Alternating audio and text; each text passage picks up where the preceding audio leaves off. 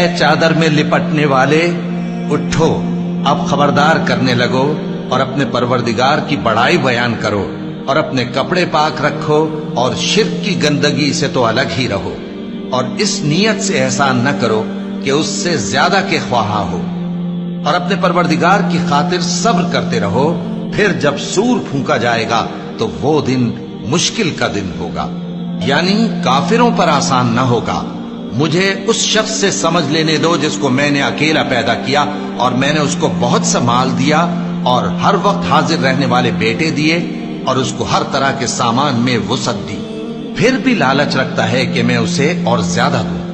ایسا ہرگز نہیں ہوگا،